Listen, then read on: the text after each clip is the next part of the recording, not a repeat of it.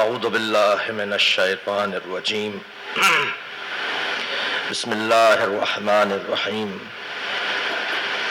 الحمد للہ الذی لا یبلغ مدحتہ القائلون ولا یحصی نعماءہ العادون ولا یعدی حقہ المجتہدون الذی لیس لصفتہ حد محدود ولا نعت موجود ولا وقت معدود ولا أجل ممدود فطر الخلائق بقدرته ونشر الرياح برحمته الصلاة والسلام على الرسول المسدد المصطفى الأمجد المحمود الأحمد سيدنا ومولانا ومولى الكونين جد الحسن والحسين وعاني أبا القاسم محمد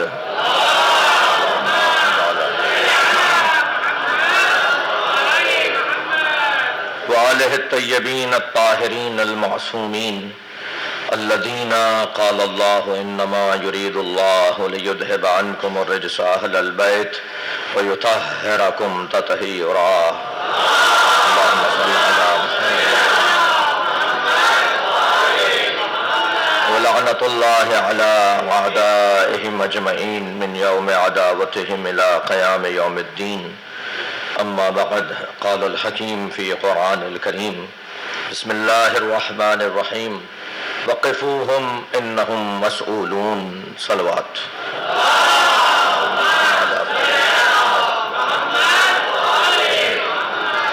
اس سے بلند صلوات ہدیہ کریں گے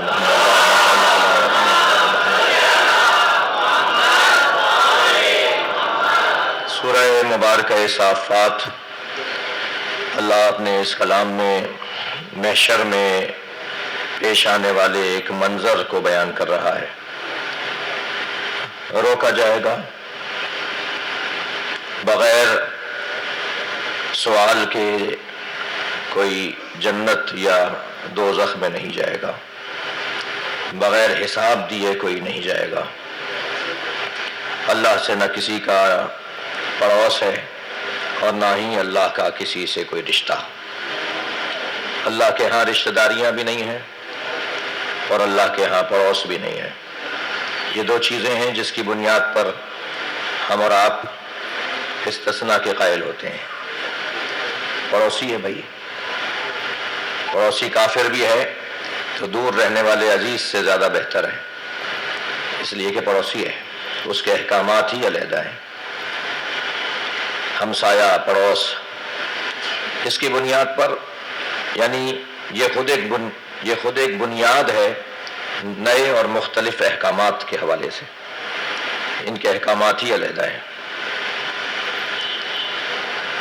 اہل سنت برادران کے ہاں ایک روایت ہے کہ مولا علی فرماتے ہیں کہ نبی مکرم پڑوسیوں کے لیے اتنی سفارش فرماتے تھے، اتنی تاکید فرماتے کہ ہمیں یہ احساس ہونے لگا کہ کہیں میراث میں ان کا حصہ قرار نہ دیا جائے۔ جیسے ارحام اور وارثوں کو میراث میں ان کے طبقات ہیں اور حصے ہیں، پڑوسیوں کی اہمیت اور فضیلت اور مقام اور منزلت اتنی ہے۔ ایسے ہی رشتہ دار، ارحام کے ساتھ، رشتہ داروں کے ساتھ جو ہمارا اور آپ کا رویہ اسلام چاہتا ہے وہ غیر معمولی ہے۔ تو اللہ کا تو نہ کسی سے پڑوس ہے اور نہ ہی اللہ کی کسی سے رشتہ داری ہے۔ تو اللہ جب کسی کو کوئی مقام دے گا، کوئی عظمت، کوئی فضیلت، کوئی عنوان، تو وہ اعمال کی بنیاد پر دے گا، کردار کی بنیاد پر دے گا۔ جس کا کردار زیادہ سے زیادہ بہتر ہوگا وہی اللہ کے قریب ہوتا چلا جائے گا۔ یہ بھی یاد رہے کہ کردار اور اعمال جن کا تعلق نیتوں کے ساتھ ہے، اس کی جو کسوٹی ہے، اس کا جو پیمانہ ہے وہ ہے تقوی۔ اللہ متقین سے قبول کرتا ہے، تو تقوی اعمال کی قبولیت کا ذریعہ۔ یاد رہے کہ تقوی ہی در حقیقت وہ عنوان ہے جو نیت کو حاصل ہے، یعنی ایک امر قلبی، ایک کیفیت قلبی، ایک نیت کی پاکی جس کے اثرات انسان کے بدن پر اس کے ظاہری بدن کے پر اور ظاہر پر نظر آنے لگتے ہیں. تو تقویٰ کی بنیاد پر، نیتوں کی بنیاد پر اللہ لوگوں سے اعمال کو قبول کرتا ہے. اس کے بارگاہ میں کون سا عمل ہے جو سب سے زیادہ مقبول ہے، سب سے زیادہ پسندیدہ ہے؟ ہر وہ عمل جو اس کی خاطر انجام دیا جائے وہ اسے پسند ہے. اس لیے اگر میں یہاں ایک جملہ کہہ دوں کہ اللہ کے یہاں گنا نہیں جاتا، تولا جاتا ہے. اللہ گنتیوں کی بنیاد پر اعمال کو قبول نہیں کرتا بلکہ نیتوں کی بنیاد پر قبول کرتا ہے. وہ ہماری جو نیت کی پاکی ہے، نیت کی صفائی ہے، اسے بہت عزیز رکھتا ہے، اسے بہت دوست رکھتا ہے. اسی لیے کہا الاعمال بالنیات، اعمال کا دار و مدار نیتوں پر ہے. وہ چاہتا ہے کہ بہت بہتر سے بہتر عمل انجام دیا جائے. آپ نے دیکھا کہ اس آیت کریمہ میں ارشاد ہوا کہ تبارک الذی بیدہ الملک وہو علی کل شیء قدیر. بابرکت ہے وہ ذات، سورہ ملک کی ابتدائی آیت. بابرکت ہے وہ ذات جس کے ہاتھ میں ملک ہے، وہو علی کل شیء قدیر، اور وہ ہر شے پر قدرت رکھتا ہے. الذی خلق الموت والحیات، جس نے موت اور حیات کو خلق کیا ہے. کیوں؟ لیبلوکم ایکم احسن عملا. وہ تمہیں دنیا میں لایا اس لیے ہے تاکہ تم بہتر سے بہتر عمل انجام دو. یعنی وہ مسابقہ چاہتا ہے، وہ مقابلہ چاہتا ہے، وہ چاہتا ہے کہ ہر شخص بہتر سے بہتر عمل انجام دے. اب تک یہ کر رہا تھا، اب اس سے زیادہ اچھا کروں گا. انہوں نے یہ کام کیا ہے تو میں بھی یہ کام کروں گا. انہیں گرانے اور جھکانے کے لیے نہیں، اپنے آپ کو بڑھانے کے لیے. یعنی کسی کو دیکھ کر، اگر اچھا عمل کسی کا دیکھ کر میں عمل انجام دے رہا ہوں تو وہ اس نیت سے نہیں ہے کہ ان کو کمزور بناؤں میں، بلکہ اس نیت سے ہے کہ جیسے وہ صاحب عظمت ہیں ایسے میں بھی صاحب کمال بن جاؤں. یہ جو عمل کی دوڑ ہے یہ اللہ کو عزیز ہے، اللہ چاہتا ہے. عزیزان گرامی، عمل کو، نیکی کو عربی میں کہتے ہیں حسنہ.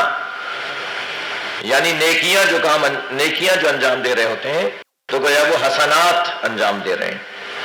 جی حسنات یعنی نیکیوں کی ایک طویل فہرست، ایک طویل لسٹ کہ یہ بھی نیکی، یہ بھی حسنہ، یہ بھی حسنہ. مگر ایک حسنہ ایسا ہے جو سارے گناہوں کو کھا جاتا ہے، اور ایک حسنہ ایسا ہے جو تمام حسنات کا مالک، سردار اور سید ہے، اور وہ حسنہ ہے حب علی. حب علی حسنۃ. نبی فرماتے ہیں علی کی محبت ایک ایسی نیکی ہے، یاکل الذنوب جمیعا. علی کی محبت ایک ایسی نیکی ہے جو سارے گناہوں کو کھا جاتی ہے، جیسے آگ سوکھی لکڑیوں کو کھا جاتی ہے. صلوات پڑھنے محمد و آل محمد.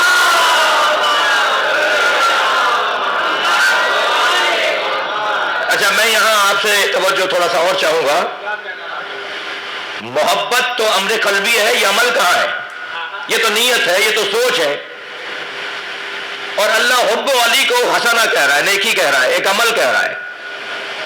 علی کی محبت کو اللہ کے حبیب کی زبان سے اللہ نے یہ پیغام دلوایا، کیونکہ نبی تو بات ہی نہیں کرتے نا جب تک وحی الہی نہ ہو. تو نبی مکرم کے ہر قول کے پیچھے ارادہ پروردگار ہے. تو یہ نبی نے جو فرمایا کہ حب علی ایک حسنہ ہے، علی کی محبت ایک نیکی ہے، تو یہ تو نیت ہے، یہ تو سوچ ہے، یہ تو تصور ہے، یہ تو عمل ہی نہیں ہے. اللہ اکبر. یہ ایک ایسی سوچ ہے، بھائی جوانوں سے زیادہ توجہ ہوں گا، سارا مسئلہ ہی سوچ کا ہے، سارا مسئلہ ہی سوچ کا ہے. جس کی سوچ اچھی ہے اس کا عمل خود بخود اچھا ہوگا. بہت سارے مجھ جیسے مبلغین نماز اور روزہ رکھوانا اور پڑھوانا چاہتے ہیں. میں کہتا ہوں ان کی سوچ بدل دو، یہ خود ہی نماز پڑھیں گے، یہ خود ہی روزہ نہیں چھوڑیں گے. سوچ کی تبدیلی ہے، وہ جو عقیدے کی تبدیلی ہے، وہ جو عقیدے کی بہتری ہے، وہی اصلی چیز ہے۔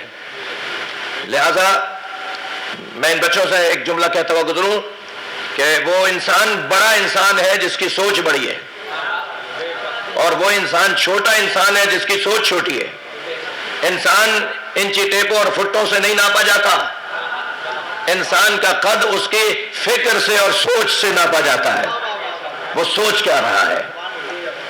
اور میں نے پہلی مجلس میں مولا کا یہ قول سنایا تھا آپ کو، قیمت کل امرئ ما یحسنہ۔ مولا علی فرماتے ہیں ہر شخص کی وہی قیمت ہے جسے وہ چاہتا ہے۔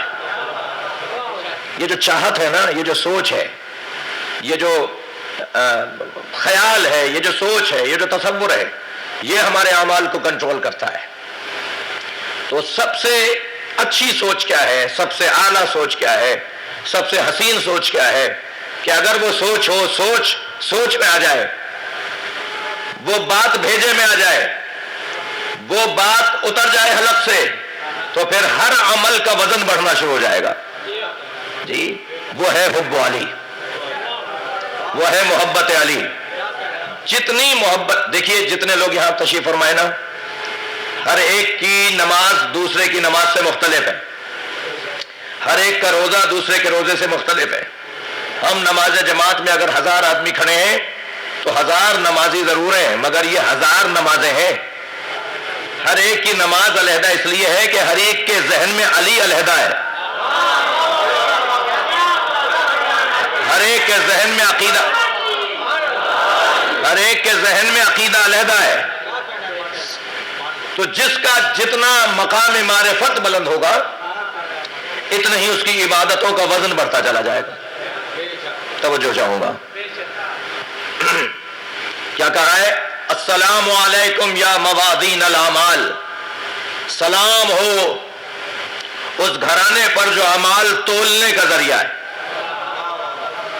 ترازو کے پلڑے میں نمازیں، روزے، حج، زکوٰۃ، عبادات، نیکیاں، خوبیاں، خدمت خلق، انسانی خدمات، ترازو کے ایک پلڑے میں۔ دوسرے پلڑے میں ہے محبت علی۔ اب یہ محبت علی جتنی سنگین ہوگی نا، اتنا ہی نمازوں کا سنگینی بڑھتی چلی جائے گی۔ یعنی یہ نمازیں اس وقت قیمتی بنیں گی کہ جب حب علی قیمتی اور سنگین ہوتا چلا جائے گا۔ ان مجالس میں عزیزان گرامی ہم نے آپ سے عرض کیا کہ فضائل مولا کائنات کے بیان کرنے کا ہدف اور مقصد معرفت علی ابن ابی طالب ہے۔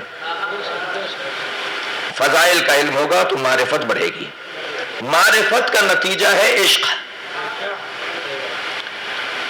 اور عشق کا نتیجہ ہے دوئیت کا خاتمہ۔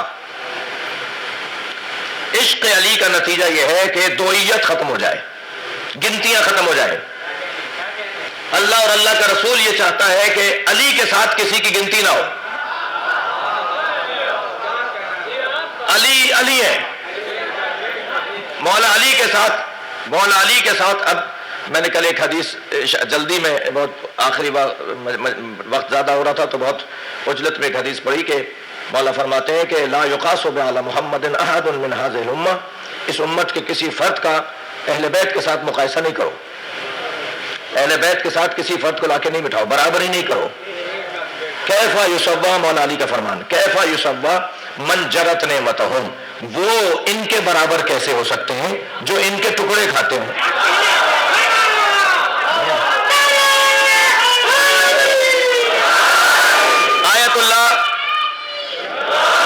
آیت اللہ جوادی عاملی نے مولا علی کے نہج البلاغہ کی بھی شرح لکھی ہے، اور قرآن کی تفسیر بھی کوئی تقریباً 150 جلدوں میں انہوں نے تفسیر لکھی ہے۔ طویل ترین تفسیر اس وقت جو قلم میں تشیع اور اہل بیت کے چاہنے والوں کی طرف سے پیش کی گئی ہے وہ تفسیر تسنیم ہے۔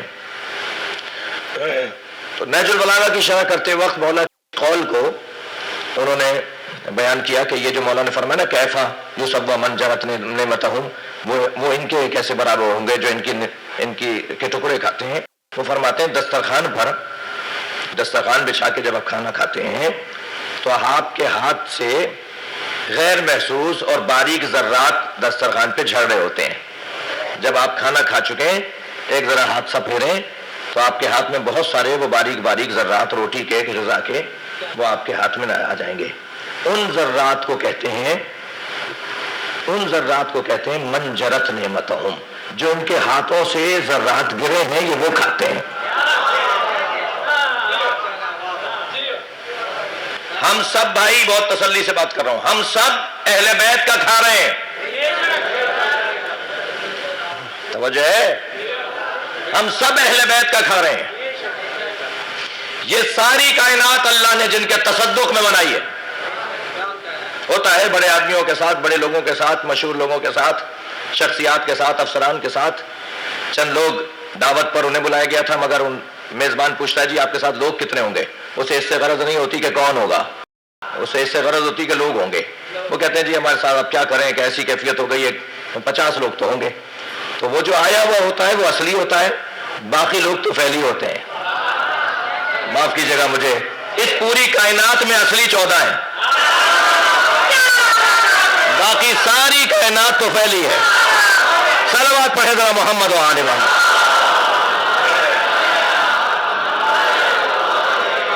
یہ جو میں نے مولا علی کا قول سنایا نا، یہ اس کی تشریح تھی جو میں نے ابھی آپ سے کی. تو ہم سب کھا رہے ہیں ان کے طفیل. یہ کائنات اللہ نے ان کے لیے بنائی اور سب کچھ ان کی محبت میں بنایا. بلکہ عجیب عجیب احادیث اور واقعات کے اندر اور احادیث اور روایات کے اندر عجیب و حسین پیغامات ہیں.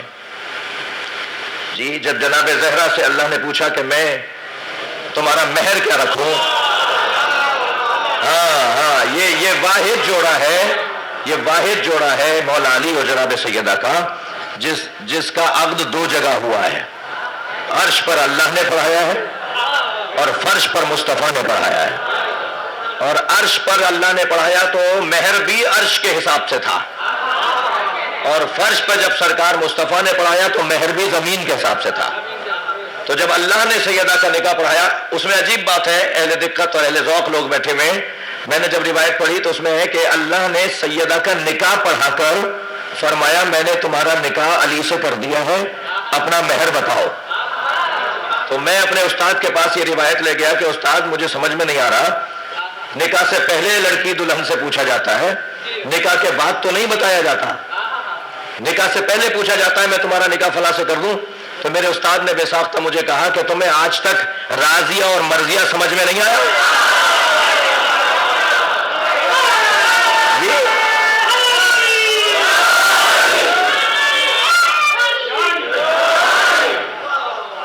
بی بی سے پوچھا بتائیے آپ کا مہر، اللہ پوچھ رہا ہے بتاؤ فاطمہ تمہارا مہر کیا رکھوں؟ تو سیدہ نے فرمایا کہ میرا مہر امت مصطفیٰ کی نجات، میں نانا کی امت کو دوزخ میں نہیں دیکھنا چاہتی، یہ میرا مہر ہے. جی توجہ ہے، مہر دیتا کون ہے؟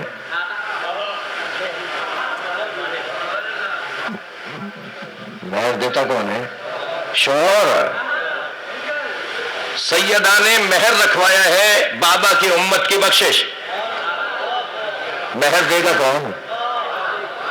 جو علی کا نام برداشت نہیں کرتے، وہ جنت میں جانے کی آرزو کرتے ہیں، وہ جنت میں تو جائے گا ہی وہی جسے علی جانے کی اجازت دیں گے. صلوات پڑھے گا محمد و آل محمد.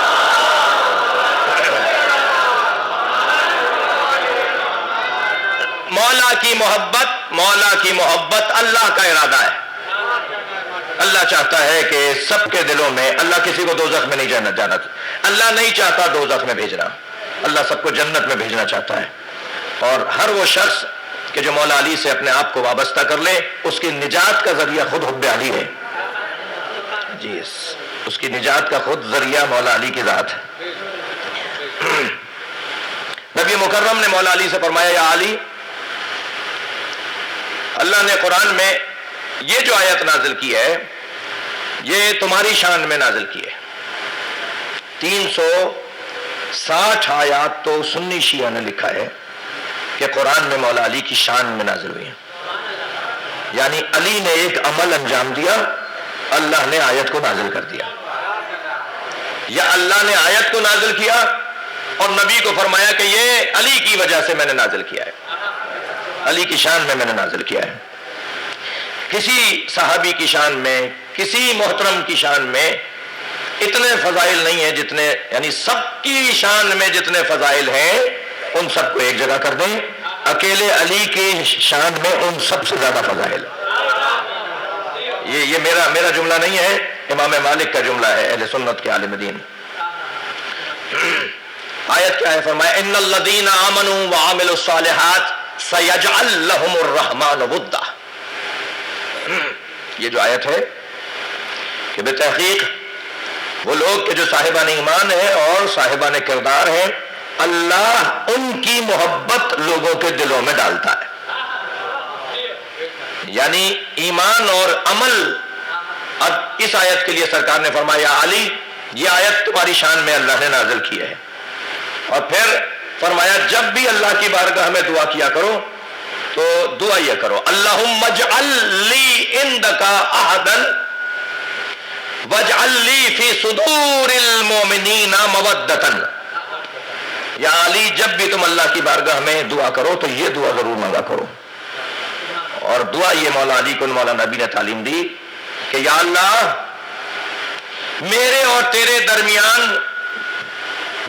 میں تیرے اور اپنے درمیان ایک عہد کرنا چاہتا ہوں جو قبول کر لے، ایک عہد، ایک وعدہ کرنا چاہتا ہوں جو تو قبول کر۔ اب وہ عہد کیا ہے؟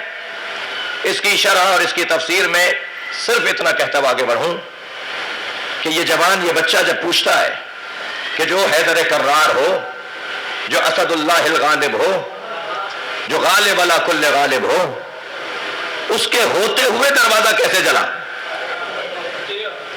اس کے ہوتے ہوئے ان کی زوجہ پر ہاتھ کیسے اٹھا، ان کے ہوتے ہوئے سیدہ کی پسلیاں کیسے ٹوٹ گئیں، وہ کہاں تھے؟ وہ ایک عہد ہے جو علی اور اللہ کے درمیان ہے۔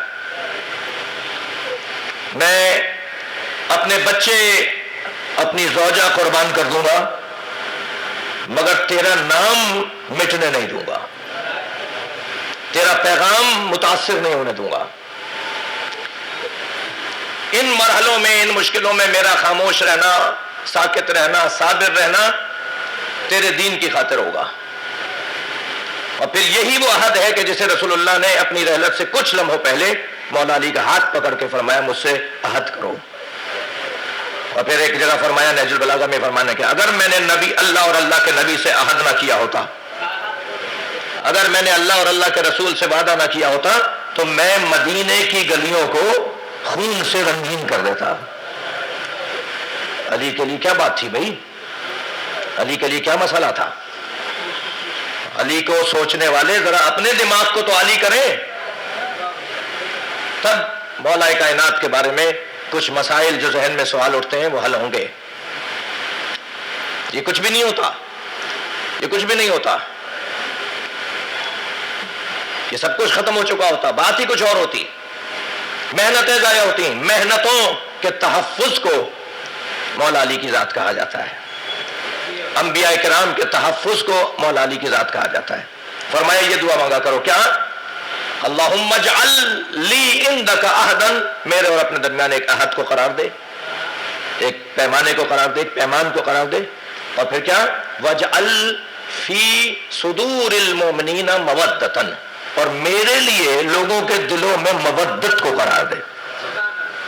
ادھر میں تجھ سے عہد کرتا ہوں، تو یہ مجھ سے عہد کر۔ لہذا یہ جو آج اتنی رکاوٹوں کے باوجود، اتنی الجھنوں کے باوجود آج کوئی اختیاراً اور کوئی اجباراً علی کی بات کر رہا ہے، کوئی دل سے علی کا تذکرہ کر رہا ہے، کوئی ماحول بن گیا اس لیے کر رہا ہے۔ آپ لوگوں پہ سلام ہو، مولا علی کے چاہنے والوں پر سلام ہو، آفرین، مرحبا۔ یہ جلوس، یہ مجلس، یہ اہتمام، یہ انتظام، یہ خرچے، یہ سب کچھ اگر نہیں ہو، نہ ہوتا تو آج ایک بڑی تعداد ہے، یعنی میں کہتا ہوں 20% اس وقت مولا علی کی بات کرنے والے وہ لوگ ہیں جو آپ کی وجہ سے کر رہے ہیں۔ آپ نے ماحول بنایا ہے، آپ نے متوجہ کیا ہے، آپ نے احساس دلایا ہے، آپ نے توجہ دلائی ہے کہ مولا علی کی طرف سوچو، مولا پر بات کرو، مولا پر غور کرو، مولا کی عظمت اور فضائل کا اقرار کرو. لہذا کچھ اختیاراً کچھ اجباراً مولا علی کی آج بات ہو رہی ہے. اس وقت دنیا میں سب سے زیادہ جس کے فضائل اور مناقب بیان کیے جا رہے ہیں اسے علی کہتے ہیں. اور یہ اللہ کا ارادہ ہے، یہ مولا علی کی دعا ہے جو قبول ہوئی ہے. ایک صلوات اور پڑھ لیں محمد و آل محمد.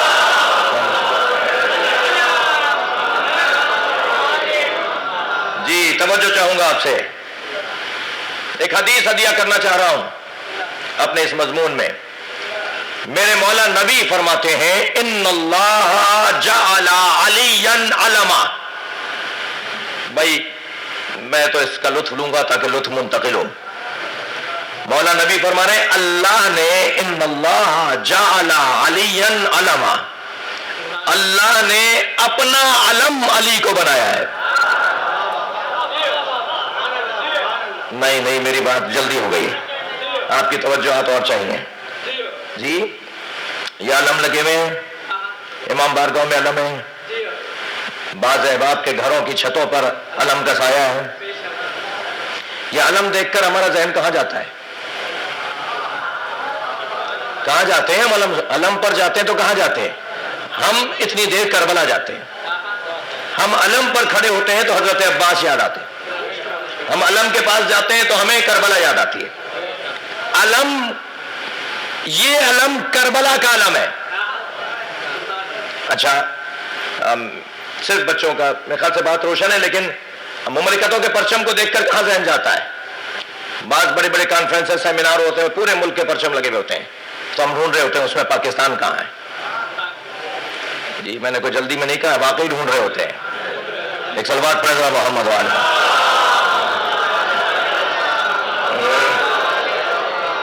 تو جیسے ہمارا سربراہ چوتھی لائن میں نظر آتا ہے نا، ایسے ہی ہمارا پرچم بھی کہیں ڈھونڈنے سے ملتا ہے. عوام تو مسلسل مملکت کے لیے اپنی جانیں دے رہی ہو. مرے کون ہیں؟ دہشت گردی فلاں مسئلوں میں کون مرا ہے؟ عوام مرے نا. لیکن معاملات ہمارے حکمرانوں کے قابل رحم ہیں. اور ان ایام میں دعا بھی کیجئے، دعا کی قبولیت کے ایام ہیں کہ مملکت کے معاملات بہتر ہو جائیں. بھائی دو زور سے کہہ دیجئے الہیہ میں، مملکت کے معاملات بہتر ہو جائیں، جو الجھنیں ہیں وہ دور ہو جائیں، اور اس کی سرحدوں کی حفاظت اللہ فرمائے، اس کے جو اثاثے ہیں ان کی اللہ حفاظت فرمائے. تو ہاں جب تک ظالموں کے ظلم پر خاموشی نہیں ٹوٹے گی اس وقت تک ظلم ہوتا رہے گا. تو مظلوم کی حمایت میں خاموشی، مظلوم کی حمایت نہ کرنا بھی ظالم کی حمایت ہے. تو ظلم کا تو بڑا موٹا سا فارمولہ ہے کہ فلسطین کا ظلم ہو، یعنی وہاں جو ظلم ہو رہا ہے، کہیں بھی ظلم ہو رہا ہو، تو اس وقت تک جاری رہے گا جب تک کہ مظلوموں کی حمایت نہیں ہوگی. اور علی کی مجلس ہے، علی مولا کا دسترخوان ہے، علی کی تعلیمات کی الف بے ہے کُونَا لِلظَّالِمِ خَصْمًا. فرما رہے ہیں اپنے بچوں سے کہ ہمیشہ ظالم کے خصم اور دشمن رہنا، وَلِلْمَظْلُومِ عَوْنًا، اور مظلوموں کے حمایتی رہنا. یہ قاعدہ دیا ہے مولا نے، پیغام دیا ہے مولا نے. بات جو میں عرض کر رہا ہوں، ان اللہ جعل علیا علما. توجہ، اللہ نے علی کو علم قرار دیا ہے. اچھا ہے، یہ علم ہمیں کربلا لے جاتا ہے بلا تشبیہ. اس علم سے کسی علم کا مقایسہ نہیں ہے، اس علم سے کسی پرچم کا مقایسہ نہیں ہے. مثلا مملکتوں کے پرچم ہمیں مملکتوں کی طرف اشارہ کرواتے ہیں، ذہن ہمارا لے جاتے ہیں. توجہ چاہوں گا، نبی فرما رہے ہیں اللہ نے علی کو علم قرار دیا ہے بینہ و بین خلقہ، مخلوق اور اپنے درمیان. بھائی تھوڑی توجہ بڑھائیں گے، میں کچھ کہہ رہا ہوں. اللہ نے علی کو مخلوق کے درمیان اور اپنے درمیان علم بنایا ہے. یعنی جب بھی علی کو سوچو گے اللہ سمجھ میں آئے گا. علی علم ہے اللہ اور بندوں کے درمیان. حدیث یہاں رکی نہیں ہے، حدیث آگے بڑھتی ہے. وَلَيْسَ عَلَمٌ غَيْرُهُ، اور خبردار علی کے علاوہ اللہ کا کوئی علم نہیں ہے. اللہ کا اگر کوئی علم ہے جس سے اللہ کی یاد آئے، جسے دیکھ کر اللہ تک پہنچا جائے، جیسے علم حضرت عباس کو دیکھ کے کربلا پہنچتے ہیں، جو علی کو سوچے گا وہ خود بخود اللہ تک پہنچے گا. اور علی کے علاوہ اللہ کا کوئی علم نہیں ہے. توجہ چاہوں گا، فمن تبع کان مومنا، حسین حدیث اور خطرناک حدیث. ومن تبع کان مومنا، جو علی کی اتباع کرے وہی مومن ہے. ومن جاہدہ کان کافرا، اور جس نے علی سے منہ موڑا وہ کافر ہے. ومن شک فیہ کان مشرکا، اور جو علی پر شک کرے وہ مشرک ہے.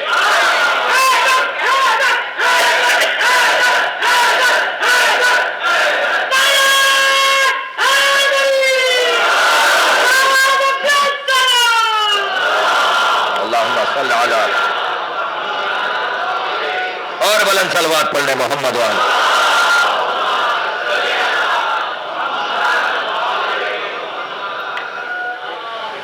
ایک اور پڑھ لیں، اللہم صل علی محمد.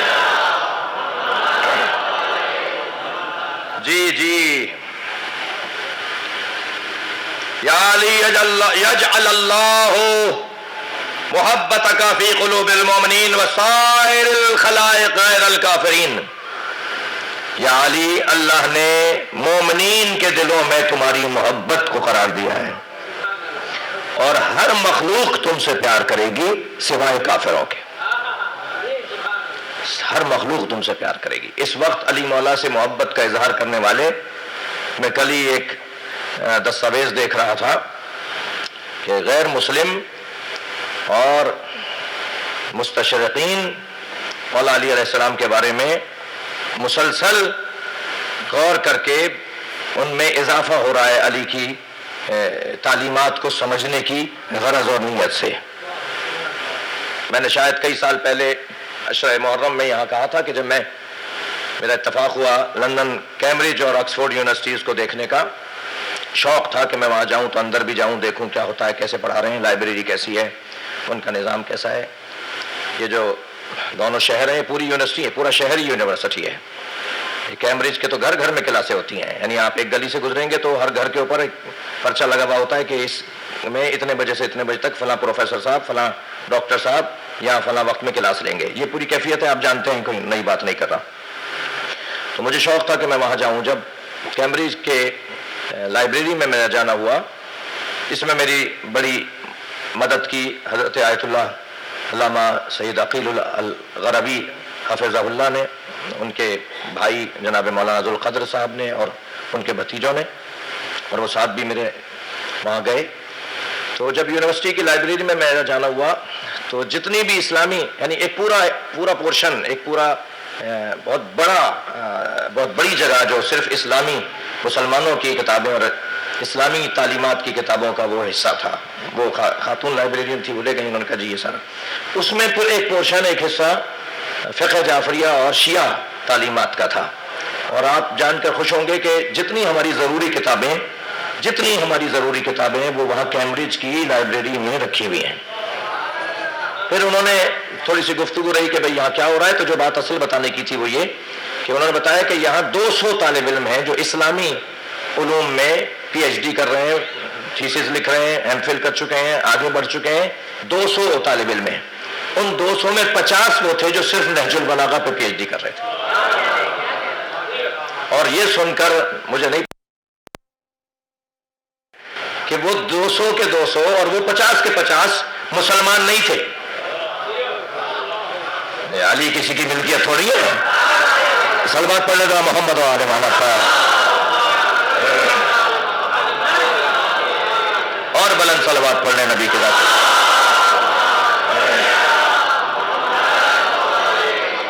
عزیزان گرامی، گفتگو بہت روشن ہے، بات واضح ہے کہ یہ ذات نہ سمجھ میں آنے والی ذات، جی اس کو پہچاننا، ان کو جاننا، ان کو درک کرنا، ان کو حمل کرنا، ان کو اپنے دل و دماغ پر حاکم بنانا مشکل بات ہے.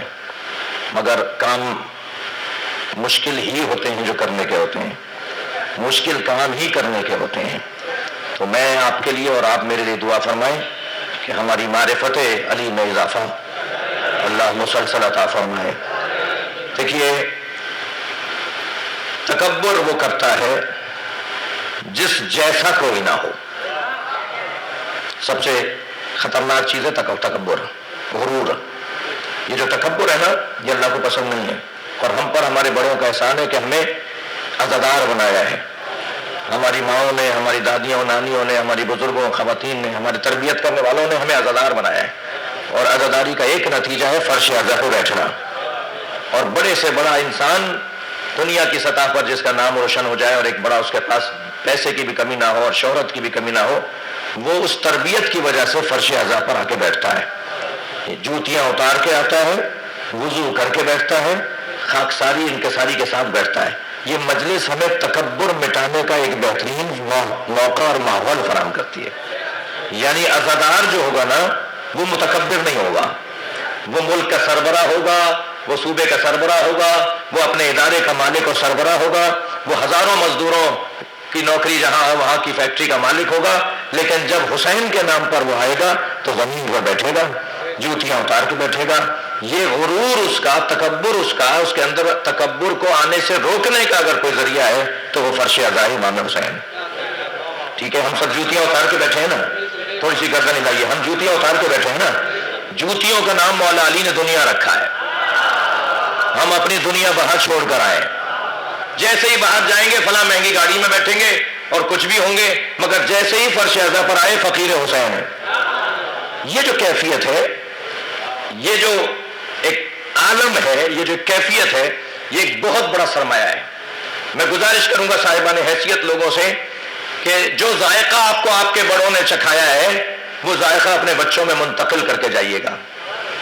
کہیں ایسا نہ ہو کہ آئندہ آنے والے بچے کچھ اس ماحول سے دور دور ہو جائیں، وہ ان کے لیے نقصان دہ ہوگا، اور بعد میں یہ بھی کہا جا سکے گا کہ ان کی تو تربیت اچھی تھی مگر انہوں نے اپنی بچوں کی تربیت اچھی نہیں کی۔ تکبر وہ کرے جس جیسا کوئی نہ ہو۔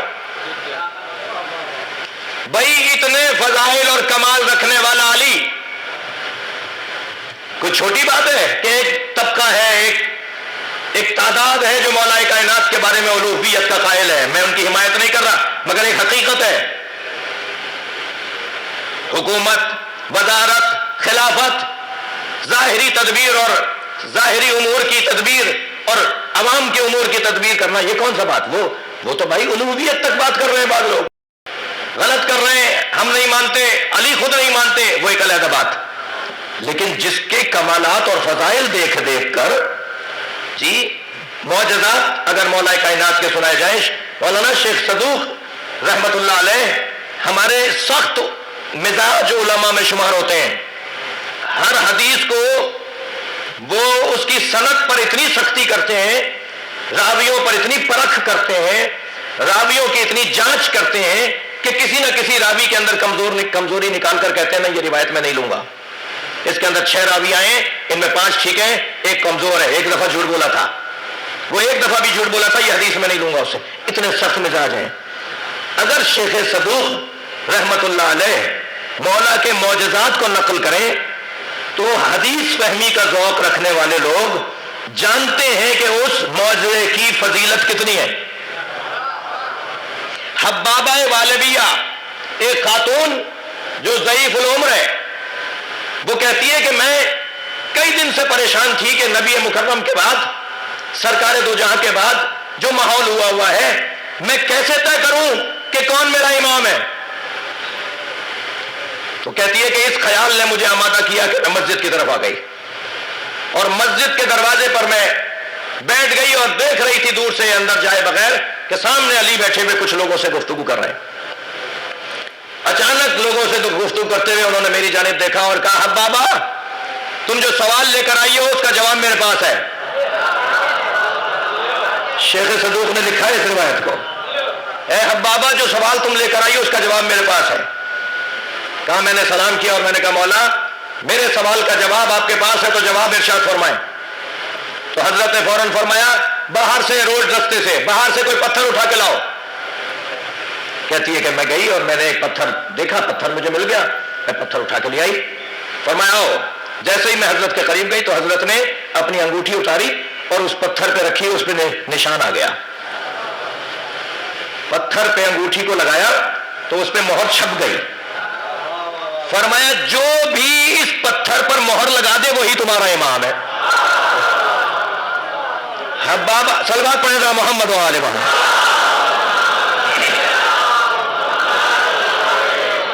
اب بابا کہتی ہیں کہ یہ پتھر میں نے سنبھال کے رکھا یہاں تک کہ میں نے اسی جگہ حسن مجتبیٰ کو بیٹھے دیکھا. علی کی شہادت ہو چکی، علی جا چکے، حسن مجتبیٰ بیٹھے ہیں. کئی دن سے سوچ رہی تھی کہ آج جاؤں یا کل جاؤں، ہمت کی اور جب میں گئی تو میں نے دیکھا حسن مجتبیٰ بیٹھے ہیں. انہوں نے دور سے مجھے دیکھ کر کہا وہ ہمارے بابا والا پتھر لے کر آؤ. میں نے وہ پتھر ان کے قریب رکھا، انہوں نے اپنی انگوٹھی اتاری اور اس کے اوپر اپنی انگوٹھی کی مہر لگا دی. کہتی ہے کہ وہ پتھر میں اٹھا کے لے گئی. میں نے کچھ مدت کے بعد حسین کو دیکھا تو میں حسین ابن علی سے ملنے کا ارادہ کر رہی تھی کہ ایک مرتبہ پیغام آیا کہ حسین نے بلایا ہے. اور میں جب حسین ابن علی کی خدمت میں گئی تو انہوں نے کہا وہ پتھر لائیے جس پہ میرے بابا اور میرے بھائی کی مہر ہے. اور پھر حسین نے بھی اپنی انگوٹھی کی مہر لگائی. پتھر پر مہر کی بات کر رہا ہوں، پتھر پہ مہر کی بات کر رہا ہوں. اب بابا کہتی ہیں پھر میں امام سجاد کی خدمت میں گئی اور اس وقت میری 120 سال عمر ہو گئی تھی. میں نے امام سجاد سے جا کے کہا کہ مولا، حضرت نے فرمایا لاؤ وہ پتھر. حضرت نے بھی مہر لگا دی.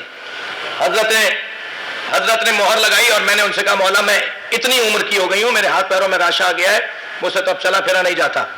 جیسے ہی میں نے یہ کہا تو حضرت نے اپنی انگلی کے اشارے سے وَأَوْمَعَ سَبَّابَتَ إِلَيَّ، وہ جملہ یہ ہے، انہوں نے اپنی انگلی کا اشارہ میری طرف کیا، میری جوانی پلٹ آئی. بھائی کیا سن رہے ہیں آپ؟ اب بابا کہتی ہیں 120 سال کی میری عمر تھی، میں بڑھاپے کی شکایت کر رہی تھی تو حضرت نے اپنی انگشت سبابہ سے، انگشت شہادت، انگشت سبابہ سے اشارہ کیا، میری جوانی پلٹ گئی. ارے بھائی زلیخا کی جوانی پلٹتے دیکھنے والوں، کوئی اور بھی تو اللہ کے ہاں یوسف ہے، اور یوسف بھی ہو تو امام سجاد جیسا. اور وہ کہتی ہے کہ میں اپنی عین جوانی جیسی کیفیت میں آ گئی اور میں امام رضا تک زندہ رہی. وہ امام رضا تک زندہ رہی ہے، حبابہ والبیہ کا مشہور واقعہ ہے. اور کہتی ہے ہر امام کے پاس میں جاتی رہی اور ہر امام اس پہ مہر لگاتے رہے. اور جب میں امام رضا کی خدمت میں گئی تو پھر میری عمر بڑی طویل ہو چکی تھی. تو امام نے مجھے دیکھ کر فرمایا کیا میں اپنے جد زین العابدین کی طرح تمہیں جوان کروں؟ تو میں نے کہا مولا میں اس دنیا سے بہت کچھ دیکھ چکی، اب اس دنیا میں مجھے رہنے کا دل نہیں کرتا. اب میں ہی نہیں چاہتی کہ یہاں رہوں، اب میں نہیں چاہتی. میں نے بہت حالات دیکھ لیے اس دنیا کے، بدلتے ہوئے رنگ دیکھ لیے، اب میرا دل نہیں کر رہا. تو حضرت نے فرمایا کہ میں مہر لگا رہا ہوں کہ تمہیں ثابت ہو کہ میں امام ہوں، مگر میرے بعد والے اماموں کی مہر تمہارے پاس کیسے آئے گی؟ فرمایا میں تمہیں ایک دعا دیتا ہوں، اللہ میری اس دعا کے تصدق تمہیں وہ مقام دے گا کہ جب ہمارا 12واں ظہور کرے گا تو تم اس کے پاس رجعت کے ذریعے سے اٹھائی جاؤ گی اور ہمارے 12ویں سے بھی اس کی امامت کی مہر لوگی. عزیزو یہ کوئی کم بات ہے؟ تصرف رکھنے والی ہستیاں. کیوں علی؟ توجہ، تکبر کون کرتا ہے؟ تکبر وہ کرتا ہے جس جیسا کوئی نہ ہو. بھئی ایک جملے کے لیے میں نے آپ کو بہت دیر روک لیا، ایک روایت بھی سنا دی. تکبر کون کرتا ہے؟ تکبر وہ کرتا ہے جس جیسا کوئی نہ ہو. علی تکبر نہیں کریں گے اس لیے کہ علی جیسا فاطمہ کا وجود ہے. برابری کی وجود بنیاد پر اللہ نے ان کا وجود قرار دیا ہے. علی مولا تکبر نہیں کریں گے، علی فخر کریں گے. تکبر اور ہے، فخر اور ہے. علی فخر کریں گے. میں محترم سننے والوں سے ایک مفہوم پیش کرنا چاہتا ہوں. 5 طرح کی چیزیں ہیں جن سے لوگ تکبر کرتے ہیں، یا 5 تکبر کے ذریعے ہیں، سبب ہیں. ایک، لباس، کپڑے مہنگے پہن کے تکبر کرنا. دوسرا، سواری، مہنگی گاڑیوں میں بیٹھ کے تکبر کرنا. ناراض ہو رہے ہیں آپ سے پوچھ رہا ہوں، ناراض ہو رہے ہیں؟ تو یہ تکبر، ان بنیادوں پہ تکبر علی والا نہیں کرتا، مگر دنیا کی باتوں پہ تکبر کرتی ہے. ایک لباس کی بنیاد پر، ایک گاڑی کی بنیاد پر، ایک غذا کی بنیاد پر، ایک زمین کی بنیاد پر، ایک مکان کی بنیاد پر. مہنگا مکان، توجہ کر لی، گنتی صحیح ہے؟ 5 چیزوں کی وجہ سے لوگ تکبر کرتے ہیں. جو کپڑوں کی بنیاد پر تکبر کرتے ہیں، میں ان کے سامنے مولا کی فضیلت بیان کرنے جا رہا ہوں. علی کپڑوں کی بنیاد پہ کیا تکبر سے آتے ہیں؟ علی مکان کی بنیاد پہ تکبر کیوں کریں گے جو پیدا ہی خانہ کعبہ میں ہوا ہو؟ علی سواری کی بنیاد پہ تکبر کیوں کریں گے جو دوش نبی کا سوار رہا ہو؟ علی غذا کی بنیاد پہ تکبر کیوں کریں گے جس کی پہلی غذا لعاب مصطفیٰ ہو؟ علی عزیزان گرامی، علی زمین کی بنیاد پہ تکبر کیوں کریں گے جو بو تراب ہو؟ وہ تکبر نہیں کرے گا، وہ اللہ کی بارگاہ میں شکر کرے گا.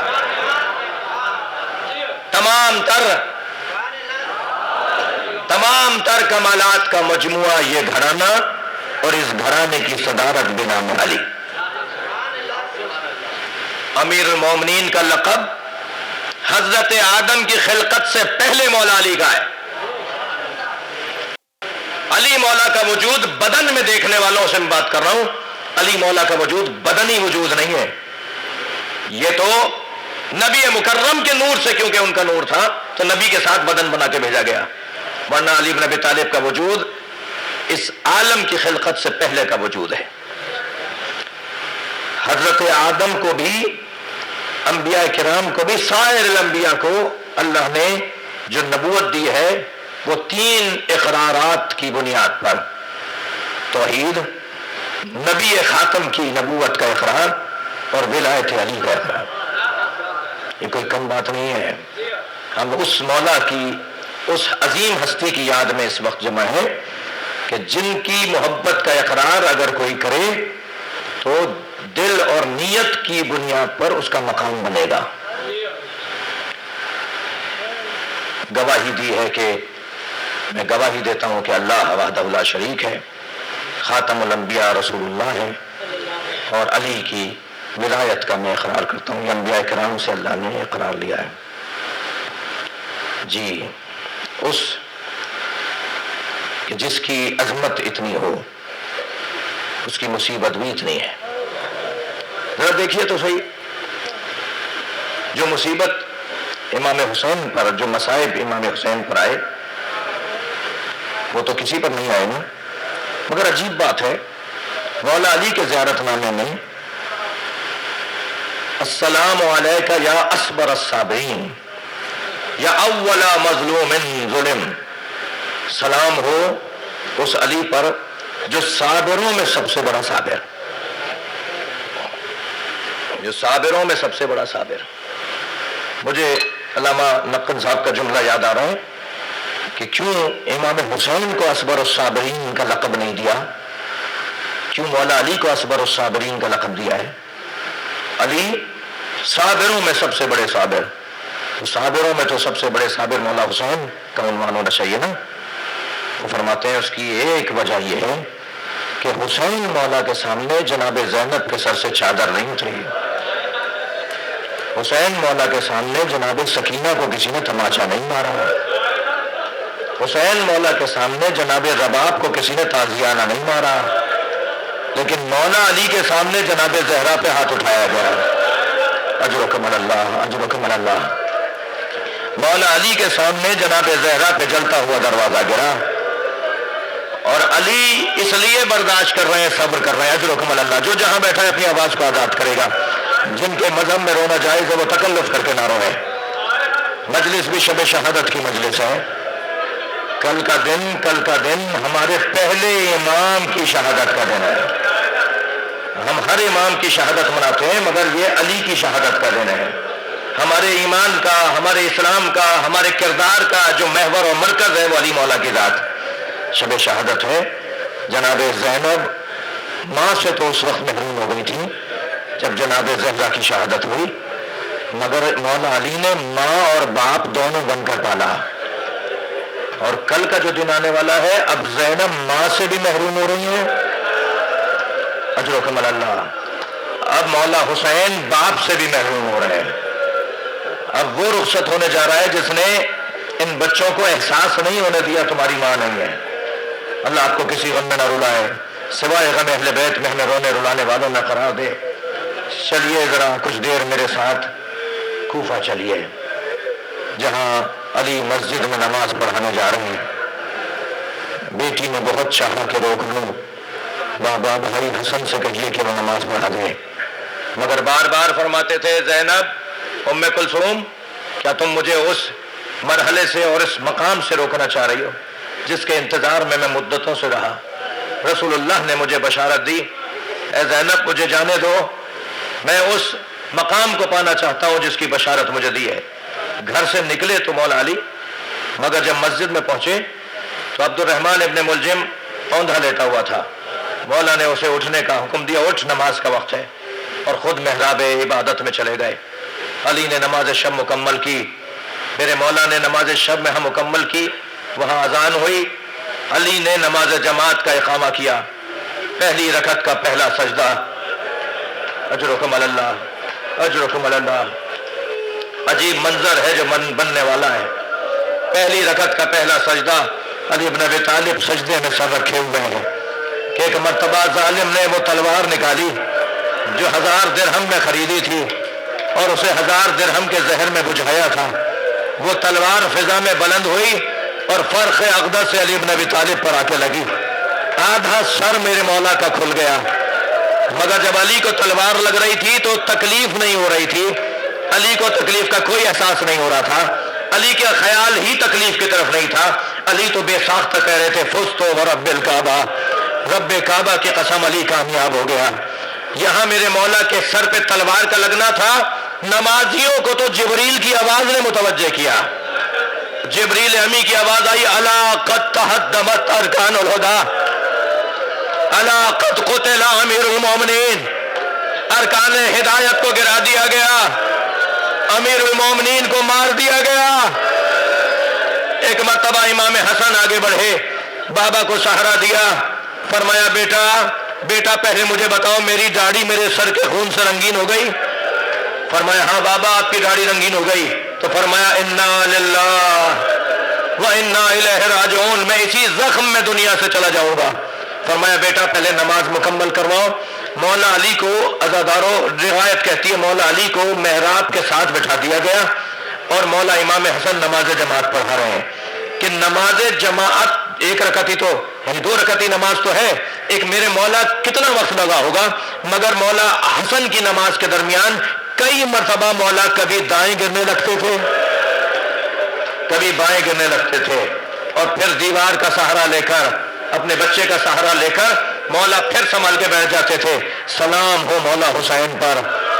یہاں مولا علی کو غش کے عالم میں کبھی سہارا امام حسن دیتے رہے، مگر کربلا کا میدان ہے، علی کا بیٹا گھوڑے سے گر رہا ہے، کوئی نہیں ہے جو مولا حسین کو سہارا دے. اجرکم اللہ اجرکم اللہ. مولا حسین جب دائیں اور بائیں گرنے لگتے تھے نا تو اشارہ کر کے کہتے تھے لا واللہ لا واللہ، مجھے نہیں چاہیے مجھے نہیں چاہیے. مقتل نے بڑا عجیب منظر لکھا ہے کہ حسین کو تو سب گرانا چاہتے تھے مگر حسین گرتے ہوئے کہتے تھے مجھے نہیں چاہیے. کون کیا دے رہا تھا امام حسین کو؟ عزاداروں ذرا معرفت کی نگاہوں سے دیکھا جائے، جب حسین گرنے لگتے تھے نا تو نبی آگے بڑھ کے کہتے تھے میری آغوش میں آ جا. کبھی جناب زہرا آگے بڑھ کے کہتی تھی اے میرے لال میری آغوش میں آ جا، اور مولا فرماتے تھے اماں یہ میرا امتحان ہے، نانا یہ میرا امتحان ہے. مولا حسن نے نماز کو مکمل کیا، آگے بڑھے، بابا کی سر کو اپنی آغوش میں لیا، فرمایا بیٹا مجھے گھر لے چلو. مولا حسین نے سہارا دیا. مولا علی کھڑے ہوئے 2 قدم چلے.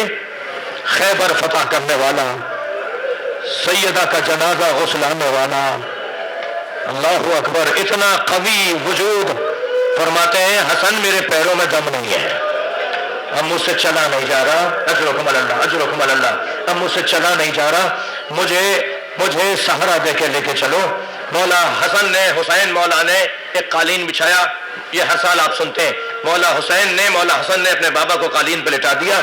علی بن طالب کو لے کے جا رہے ہیں, اچانک دیکھا کہ مولا حسن رو رہے ہیں, حسین رو رہے ہیں. فرمایا بیٹا گریہ نہیں کرو.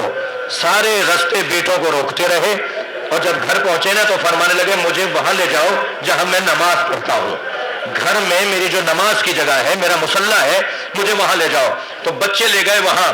جیسے ہی وہاں پہنچایا تو امام حسن نے فرمایا بابا بہن زینب بہت مضطرب ہے, وہ آپ کے قریب آنا چاہتی ہیں. فرمایا کیا چیز مانے ہیں؟ کہ بابا کچھ چاہنے والے آئے ہوئے ہیں.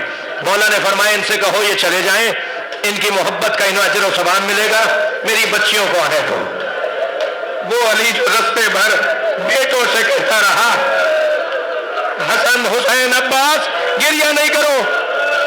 جیسے ہی جناب زینب آئی, جیسے ہی جناب ام کلثوم آئی, بچیوں کو دیکھ کے رونے لگے.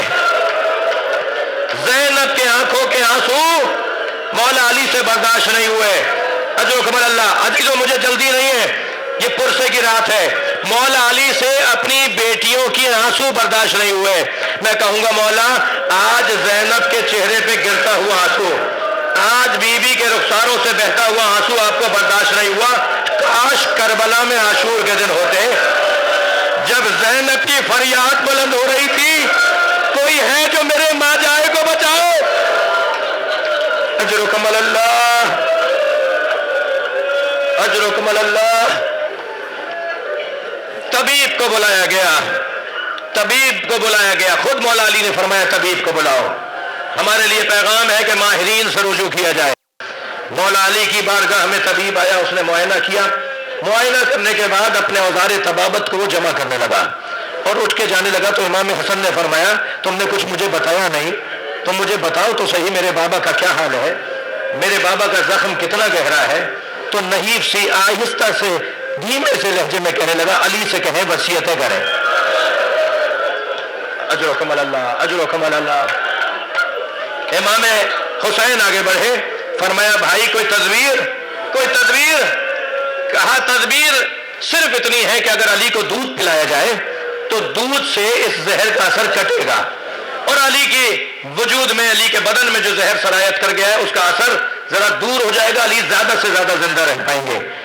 عزیزارو یہ خبر ابھی پھیلی نہیں تھی کہ دروازے پہ دستک ہوئی.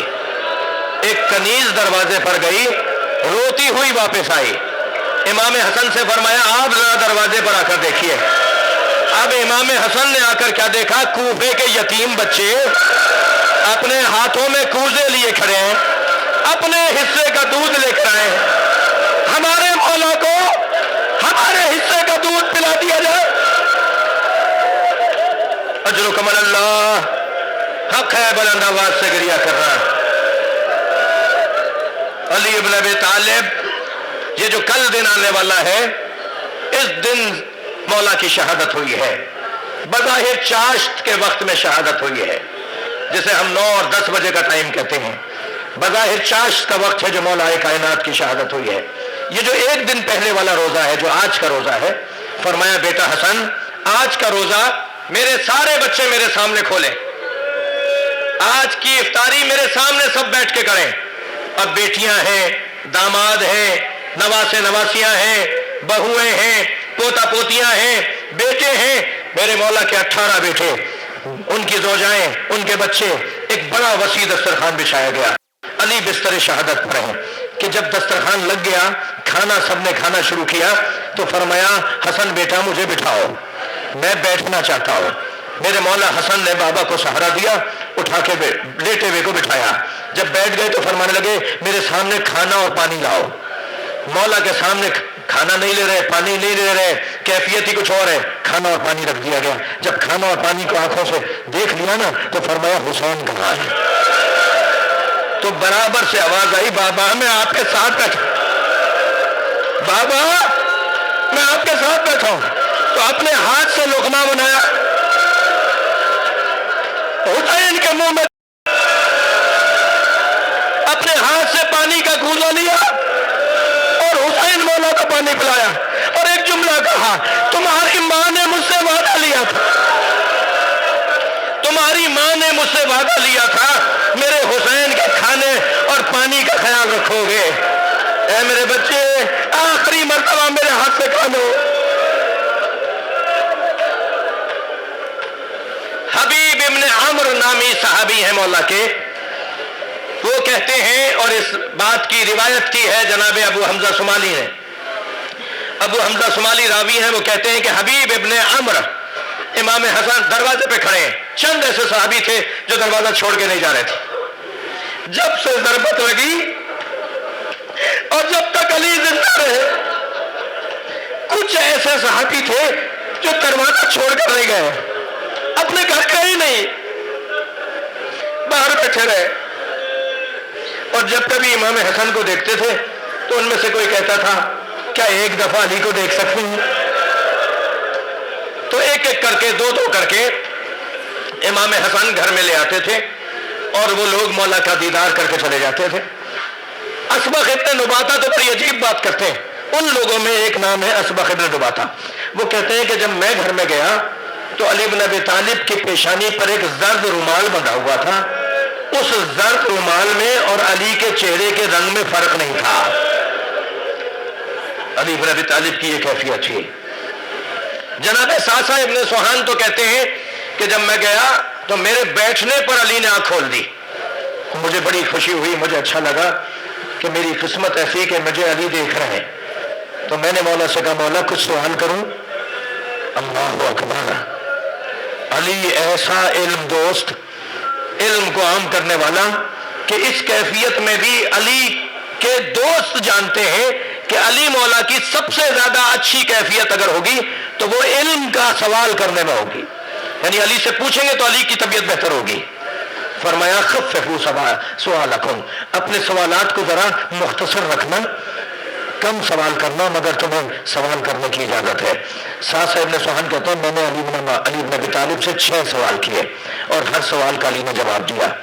ایسے ہی حبیب ابن عمر کہتے ہیں کہ جب میں اندر گیا تو میں جب اندر گیا تو علی کی کیفیت ایسی تھی کہ لگ رہا تھا کہ ابھی کچھ ہی دیر کے بعد علی سے ہم جدا ہو جائیں گے۔ تو اسی اثنا میں کسی نے جب یہ کہا کہ علی کے بدن سے روح پرواز کر رہی ہے تو پردے کے پیچھے سے بیویوں کے رونے کی آواز آ گئی۔ جب بیویوں کے رونے کی آواز آئی تو مجھ سے بھی نہیں رہا گیا، میرے آنکھوں میں بھی آنسو تھے، میں بھی رو رہا تھا۔ تو اچانک علی نے آنکھیں کھولی اور فرمایا تم جو دیکھ رہے ہو، میں جو دیکھ رہا ہوں وہ تم نہیں دیکھ رہے۔ تو میں نے فوراً موقع پاتے ہوئے کہا مولا آپ کیا دیکھ رہے ہیں؟ کہ میں دیکھ رہا ہوں آسمان سے فرشتے اتر رہے ہیں، آسمان سے فرشتے اتر رہے ہیں اور انبیاء اور مرسلین صف باندھے کھڑے ہیں، اور ہر نبی کہتا ہے کہ ہم علی کے استقبال کو آئے ہیں، اور تم نہیں دیکھ رہے، میری ایک جانب رسول اللہ بیٹھے ہیں، میرے دوسرے جانب فاطمہ زہرا بیٹھی ہیں، اور یہ دونوں مجھے لینے کے لیے آئے ہیں۔ حبیب ابن عمر کہتے ہیں یہ سن کر میں اٹھا اور باہر نکلا، ابھی باہر نکلا تھا کہ رونے کی آوازیں بلند ہو گئیں، اور جب رونے کی آوازیں بلند ہوئی تو ہم سب دروازے کے قریب آ گئے، تو حسن مجتبیٰ دروازے پر آئے اور ہمیں دیکھ کر کہا انا للہ و انا الیہ راجعون۔ مجلس ہو گئی عزیزارو، مگر میں کیا کروں کہ میری اور آپ کی زندگی میں یہ مجلس سال میں ایک مرتبہ آتی ہے۔ ہم مجلسیں تو بہت پڑھتے اور سنتے ہیں، مگر یہ مجلس ہر سال ایک دفعہ آتی ہے۔ اب مجھے نہیں پتا کہ آئندہ سال میری قسمت میں یہ مجلس ہے یا نہیں ہے، کیا معلوم یہ آنے جانے والا سانس پلٹ کر واپس نہ آئے۔ عزیزارو 2 جملے اور مجھ سے سن لیجیے۔ علی مولا کو غسل دیا گیا، غسل دینے والے امام حسن مجتبیٰ، امام حسین عباس علمدار، مولا کو غسل دیا، بہنوں کو بلا کر کہا آؤ بابا سے رخصت ہو لو۔ ساری بہنوں نے، ساری بیٹیوں نے مولا علی سے رخصت لی۔ جنازہ رات کی تاریکی میں اٹھا، میرے مولا کا جنازہ، علی بن ابی طالب کا جنازہ آگے سے خود اٹھ رہا تھا، عقب سے حسنین اٹھا رہے تھے، جنازہ خود بخود چل رہا تھا، اور چلتے چلتے ایک جانب جنازہ جھکنے لگا تو حسنین نے جنازہ اتار دیا۔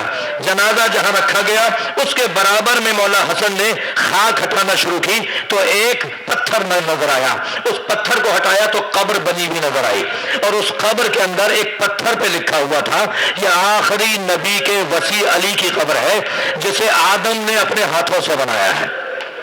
حضرت آدم مولا علی کی قبر بنا کر گئے، مولا علی کے ایک جانب حضرت آدم دفن ہے، ایک جانب حضرت نوح دفن ہے، درمیان میں اللہ آپ کو نجف لے جائے. جب آپ نجف جائیں نا تو زرعی پر کھڑے ہو کر زیارت نامہ جب پڑھیں گے تو حضرت آدم کے سلام بھی اس زیارت نامے میں ہے، حضرت نوح کے سلام بھی اس زیارت نامے میں ہے، اور پھر مولا علی کا سلام ہے. ایک جانب حضرت آدم، ایک جانب حضرت نوح، درمیان میں مولا کائنات لیٹے ہوئے ہیں. علی کو دفنا کر حسنین واپس آ رہے ہیں. اللہ اکبر. کیا بتائیں گے بہنوں کو کہ بابا کو کہاں دفنا کیا ہے؟ عزادارو مظلومیت علی کا ایک جملہ کہہ دوں، مظلومیت علی کا ایک جملہ کہہ دوں. امام صادق کے زمانے تک کسی کو پتا نہیں تھا علی کہاں دفن ہے. حجاج ابن یوسف نے 3000 جگہ گڑھے کھدوائے ممکنہ جگہ پر کہ یہاں سے علی کا جنازہ نکلے گا تو میں علی کو سولی پہ لٹکاؤں گا، علی کے جنازے کو درخت پر لٹکاؤں گا. یہ تھا علی ابن ابی طالب کے ساتھ حاسدوں کا رویہ. جنازہ دفنا دیا گیا، حسنین واپس آ رہے ہیں. ایک مرتبہ ایک خرابے سے، ٹوٹے ہوئے گھر سے، گری ہوئی جھگی سے ایک کرراہنے کی آواز آئی، اور کرراہنے والا بار بار یہ کہہ رہا تھا کوئی ہے جو میری مدد کرے. یہ کیسے ممکن ہے علی کے بچے کسی کی فریاد سنیں اور اس کی مدد نہ کریں؟ امام حسن نے آواز دے کر کہا بھائی میں تمہاری مدد کو آنا چاہتا ہوں. کہا آؤ آؤ میری مدد کرو. قریب گئے تو کیا دیکھا نابینا بھی ہے، بیمار بھی ہے. امام نے فرمایا تمہاری کوئی حاجت ہے؟ کہنے لگا میری حاجت تو میری غذا بھی ہے، میری دوا بھی ہے، مگر یہ مجھے حاجت نہیں چاہیے. میری حاجت تو یہ ہے کہ میرا ایک مونس تھا جو 3 دن سے نہیں آیا، وہ مجھے لا دو. میرا ایک مونس تھا جو 3 دن سے نہیں آیا، جو مجھے غذا بھی کھلاتا تھا، جو مجھے دوا بھی دیتا تھا، وہ 3 دن سے مجھ سے ملنے نہیں آیا. میرا مونس مجھے لا دو. امام نے فرمایا اس کا نام کیا تھا؟ کہنے لگا میں نے تو جب بھی نام پوچھا تو اس نے ایک ہی جواب دیا، فقیر جالس فقیرا. ایک فقیر ہے جو فقیر کے ساتھ بیٹھا ہوا ہے. امام نے فرمایا اس کا کوئی حسب نسب خاندان قبیلہ؟ کہ میں نے جب بھی پوچھا تم کس قبیلے کے ہو تو وہ ایک ہی جواب دیتا تھا، مسکین جالس مسکینا. ایک مسکین ہے جو مسکین کے ساتھ بیٹھا ہوا ہے. امام نے فرمایا کوئی نشانی، کوئی علامت؟ تو روتے ہوئے کہنے لگا تمہارا لہجہ اس سے بہت ملتا ہے، جیسے تم بول رہے ہو وہ ایسے ہی بولتا تھا. کہا اے مسکین، اے فقیر، میں علی کا بیٹا حسن ہوں. وہ فقیر جو تیری بارگاہ میں آتا تھا وہ علی تھا. ہم علی سے محروم ہوئے، علی ہمیں چھوڑ گئے. الا لعنت اللہ علی القوم الظالمین. یا حسین یا حسین.